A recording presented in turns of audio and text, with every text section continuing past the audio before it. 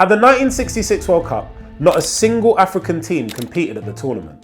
But it's not because they weren't good enough, it's because they boycotted the tournament entirely. Every African nation, all 15 of them, refused to show up, because FIFA had given the entire continent one qualifying spot to share with Asia and Oceania. That's 3 continents with only one spot between them. That's where the story of African football at the World Cup begins. Not with a defeat, but with a refusal. Fast forward 60 years to 2026, and there are now 10 African nations competing at the World Cup and making waves while doing so. From Cape Verde, a tiny nation of 600,000 people locking up European champion Spain, to Morocco, drawing with 5-time World Cup champions Brazil. This video explores that journey of how Africa went from a disrespected region to a genuine force at every World Cup. And later, we'll get to the one thing that still stands between Africa and a first ever World Cup winner. Egypt were the first ever African nation to compete at a World Cup in 1934. But the story really begins in 1966. That year, FIFA gave 10 qualifying spots to Europe, South America got 4, while Asia, Africa and Oceania shared just 1 between them. The Confederation of African Football called it insulting and humiliating, with every single African nation walking away from the tournament. The boycott worked, with FIFA eventually giving the continent of Africa its first ever independent qualifying slot for the 1970 World Cup in Mexico. But even though Africa now had a guaranteed spot at the World Cup, the African nations still faced a massive challenge. At the World Cups following 1966, African teams struggled massively. Morocco were the sole African representative at the 1970 World Cup, but they went out at the group stage. Then, in 1974, Zaire, now the Democratic Republic of Congo, got beaten 9-0 by Yugoslavia. Naturally, you'd think that African nations just weren't up to the standard of the rest of the world. But there were also external forces conspiring against them, which were preventing them from progressing further. At the 1982 World Cup, Algeria did something nobody expected. They beat West Germany 2-1 in the group stage, the team who would eventually go on to reach the final, marking the first time an African nation had beaten a European powerhouse at a World Cup. Algeria were on course to qualify from their group, until West Germany and Austria colluded in their final game to conveniently eliminate Algeria on goal difference. It became known as the disgrace of Gijón, 2 European nations effectively conspiring to keep an African nation out. But then, 8 years later, one African team paved the way for future African success at World Cups. At the 1990 World Cup, Cameroon achieved a monumental feat, beating reigning World Cup champions Argentina 1-0 in the opening game. And they would very nearly go on to achieve a feat that no one thought was possible at the time. Cameroon reached the quarterfinals and were within minutes of reaching the semis, leading England 2-1 before they conceded with 7 minutes left and went on to lose in extra time. But Cameroon had changed something. Now, African football wasn't just here, it was a genuine threat. Except, what followed wasn't the breakthrough moment that everyone expected. The Nigeria side of 1994 were a golden generation for the country, qualifying for the World Cup for the first time, featuring a rising star in JJ Okocha. By getting out of the group, they had already exceeded expectations, narrowly losing to host Italy in the round of 16. But with this, it also established a ceiling for African teams. The quarter-finals was seemingly as far as they could go. Cameroon's 1990 quarter-final appearance had suggested that African teams could regularly go deep at World Cups, but that never really happened consistently. However, those shortcomings inspired the changes that led to the modern African teams that we have today.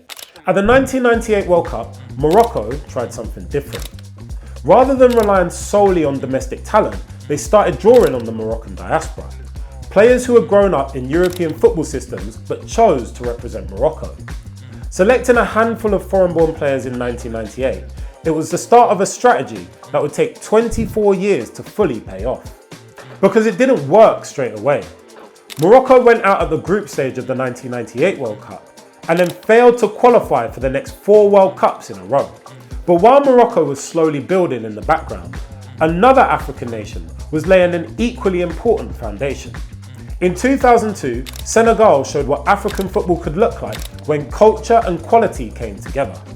They reached the quarterfinals with a brand of football that was unmistakably Senegalese, characterised by Papa Bouba Diop's famous shirt celebration against France. It mattered because Senegal proved that African nations could compete with their identity still intact. Not playing like European teams, but playing like themselves. In some ways, this was the perfect precursor to arguably the biggest moment in the history of African football. In 2010, the World Cup came to Africa for the first time. Host South Africa didn't make it out of the group stage, but the cultural impact went far beyond results. The vuvuzelas, the drums, the songs, the World Cup finally saw African football on home soil. On the pitch, Ghana came within minutes of becoming the first ever African nation to reach the semi-finals, until a Luis Suarez goalkeeping display denied them. The quarter-final ceiling was still there, but the cracks were starting to show. And then, after 24 years, Morocco's plan finally came to fruition. In 2022, Morocco took their diaspora model further than anyone had before, with 14 of their 26-man squad born outside Morocco. After beating Spain and Portugal in back-to-back knockout games, they finally broke that historical ceiling for African football, reaching the semi-finals of the 2022 World Cup, making them the first ever African nation to do so. In doing so, Morocco proved that the diaspora model could take African football to new heights. But there's still one huge elephant in the room that's standing between African nations and World Cup glory. So the diaspora model works, but the biggest barrier between African football and genuine World Cup glory isn't the quality of the players, it's the institutions that are supposed to support them. The Confederation of African Football gives its member nations $400,000 per year to run their national football structures. That's only $21 million per year for all 54 nations combined. By comparison, UEFA gives its 55 member nations anywhere from €4 million to €10 million per year. That gap is a big part of why African nations have to rely on their diaspora talent, because the funding simply isn't there to develop homegrown talent. Now, many of you are probably thinking that's because European football generates more revenue, and you're correct. But within all of this, there's one critical failing by the Confederation of African Football that's ultimately holding African nations back: transfer fees. FIFA's rules say that African clubs and academies should be entitled to a share of transfer fees when their players move to Europe. So training the next African superstar should come with financial reward. But in practice, African academies never see a penny, because they aren't officially registered with FIFA, which is the legal requirement to make a claim. African academies spot the talent, but European clubs capture the value.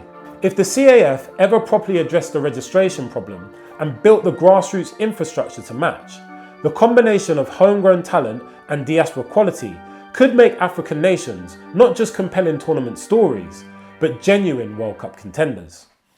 And in 2026, you can see what that might look like. Cape Verde, an archipelago of islands off the coast of West Africa with just 600,000 people, have drawn on their diaspora talent from across the world, with players from Portugal, Italy, Spain and Ireland all wearing the same shirt. But what holds them together is their manager, Bobista. A former Cape Verdean international himself and manager since 2020, he gave players from a dozen different footballing cultures one shared identity: a Cape Verdean one. That shared identity and spirit showed in their first game, with the team holding Spain to a 0-0 draw. Meanwhile, Morocco further increased their diaspora representation at this year's World Cup, naming an entire starting 11 that's foreign born. The success of both teams could be a massive signal for what the future looks like for African teams at the World Cup.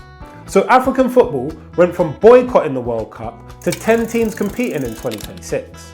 From one shared qualifying spot to holding the European champions goalless.